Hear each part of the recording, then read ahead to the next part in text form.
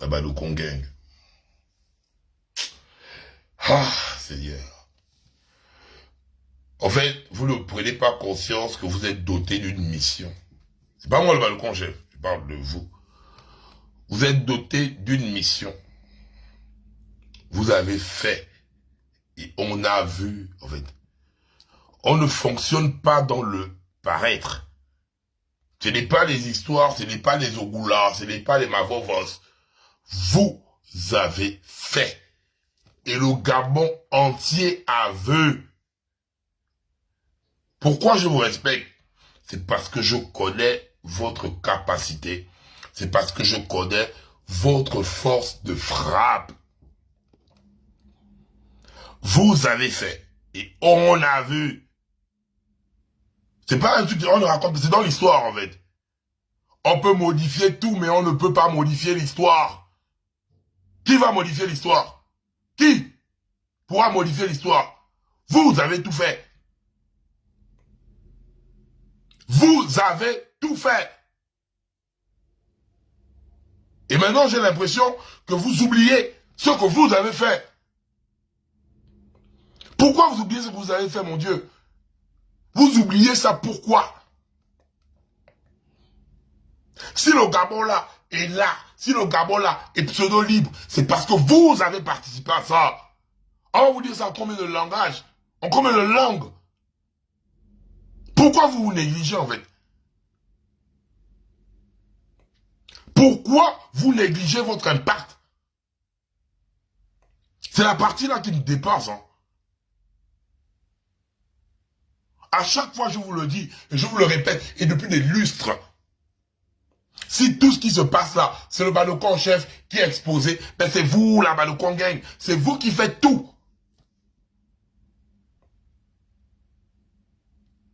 Je vais vous répéter ça en combien de langues? Vous voulez que je vous répète ça en mandarin? Et maintenant, nous arrivons dans une phase. Et vous, la Balocon Gang, je vous prends un témoin. Comme d'habitude, hein, les gars. Je pouvais être clair que d'être hypocrite. Je ne sais pas être hypocrite, la famille. Et aujourd'hui, nous sommes à une phase décisive. Après le 30 août, vous avez vu tout ce qui s'est passé. Nous sommes encore au mois de mars. Mois de mars noir. Mois de mars 2023, Esther Miracle. Mois de mars 2024, il y a les noyades qui sont déroulées. Il y a le choc de Perenco qui nous anime. Mais vous, la Balocon Gang, vous ne prenez pas conscience. Est-ce que, de vous à moi, quand il s'agit des sujets sérieux, où on a besoin des personnes qui portent leurs couilles à visage découvert. C'est bien beau de créer des pages. Hein. C'est bien beau de créer des pages. Tu mets des commentaires, tu écris, tu prends les vidéos, tu postes. Et c'est différent quand tu prends position à visage découvert. On appelle ça porter ses couilles.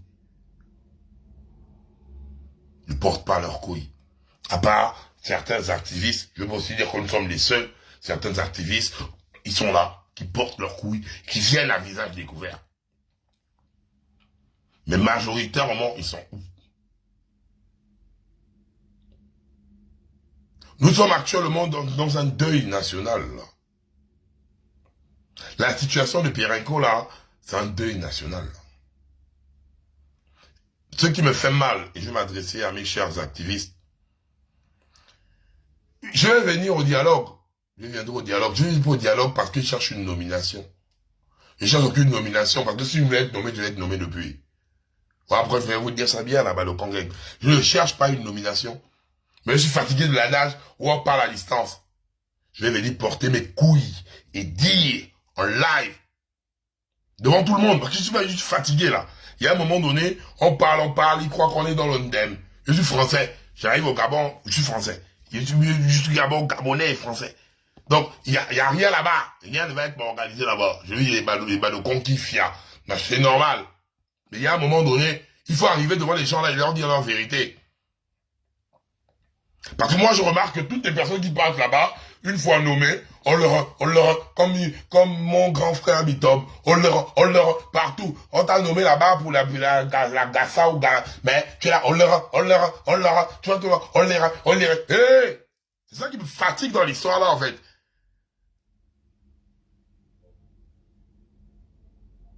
Vous êtes maintenant en mode genre, oui, ok, vous arrivez maintenant, faire, le culte de la personnalité, c'est pas avec moi, hein. Je n'ai jamais fait, et je ne le ferai jamais. Et arrivé au Gabon, je n'arrive pas au Gabon parce que j'attends un poste. Oui, je ne vous cache pas. Il y a des gens pour parler. Moi, c'est mes conditions de sécurité, la base. C'est mes conditions de sécurité, là-bas. Ils savent déjà au palais. Donc, je ne suis pas là pour vous parler. Je ne raconte pas les conneries. Donc, pour moi, ma priorité, c'est mes conditions de sécurité. Parce qu'il faut, sur place, je ne vais pas faire, je ne suis pas quelqu'un qui fonctionne dans le culte de la personnalité. Hein. Mais j'évite que demain, vous allez me dire, oui, mais quand chef, tu gueules sur les réseaux sociaux, il y avait le dialogue, tu n'étais pas là-bas. Je ne bouge pas au dialogue là-bas pour être un suceur. Hein. Non. Mais c'est une occasion parce qu'on a mené le combat là ensemble, en fait. Et maintenant, c'est à la balle qu'on gagne de décider. C'est à vous de décider. Hein. Je pourrais venir vers vous pour dire, ah les gars, voilà ce qui se passe. Parce que demain, vous allez me dire, ouais, tu rentres au Gabon là, parce que tu cherches l'argent. Je cherche pas je cherche l'argent de personne, moi. C'est des malades. Mais il y a un moment donné, il faut qu'on tonne. Donc quand il y a les vrais trucs, non, personne ne parle. Tout le monde est en mode entre l'indemne. Avant de rentrer dans le sujet de Perenco, il y a un truc qui me tue là. Je pouvais vous parler ça cache. Je dis ce que je pense. Et c'est ce que je vais aller dire là-bas. J'espère que vos dialogues là seront en direct. Hein. Quand on va voir même ma bouille là en train de parler cache. Il y a un truc qui se passe d'abord. Parce qu'on va rentrer sur le truc de Perenco. Vrai, hein, on met la blague. Hein. Je vais vous dire ça cache pour éviter de mentir. Donc c'est ce que moi je ressens. On a eu la task force. Ok, on a eu un coup de pub de la task force en question. Quels sont les résultats de la task force? A-t-on vu des personnes interpellées? A-t-on vu des personnes arrêtées? A-t-on vu quelque chose de façon concrète par rapport à la task force? On n'a rien vu. Hein. Ah, moi, personnellement, oui, j'ai vu le communiqué de la task force, mais sur le terrain, je n'ai pas vu des arrestations. Parce que lors de la task force, c'est des kinda détournements qu'on devait parler là-bas, en fait. Et les responsables devaient être enfermés en prison. Donc cette task force-là, c'était juste un coup de pub, en fait. Les résultats sont où les personnes, les personnes concernées par la task force ont eu à détourner de l'argent. Qui dit vol, dit prison. On n'a rien vu. Maintenant, on a la situation de Perenco. Je n'ai pas lu Machiavel, je suis Machiavel. On a la situation de Perenco. Et bim, on voit le communiqué du CTRI qui attaque les cofondateurs du coup de table de palais. Oui, c'est les cofondateurs du coup de table de palais. Moi, je ne mâche pas mes mots. Hein. Ouais, même si j'arrive au Gabon, envoyez-moi même baiser Sylvie en prison. Ouais, je m'en fous. Mais quand je regarde, je vois les cofondateurs du coup d'état du palais. Quand on parle de Delta Synergie, c'est Pascaline Bongo, c'est Oyima, c'est toute leur bande là. Bim, il y a la situation de Perenco. Et moi, je suis assis. Je vois que vous voulez maintenant attaquer les cofondateurs du coup d'état de palais. Delta Synergie, c'est pas la blague. Il y a une audite, il y a nanani, il y a nanana. Mais, le problème, on ira où avec ça? On ira où avec ça? On ira où? Est-ce qu'Oligui sera assez couilleux pour mettre Pascaline Bongo en prison? Pour mettre Oyima en prison? Parce que nous-mêmes, nous savons ce qui se passe dans Delta Synergie, là. C'est bien beau de venir faire un coup de pub.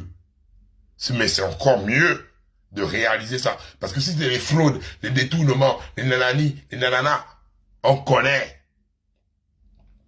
Et Delta Synergie, ce n'est pas n'importe quoi, en fait. Mais bizarrement, moi, ça m'étonne. C'est comme si tu es un voleur, les policiers savent que c'est toi qui as eu à voler, parce que Delta Synergie, c'est les bongos, c'est 18% du pétrole, c'est le vol, c'est un gros vol, Delta Synergie.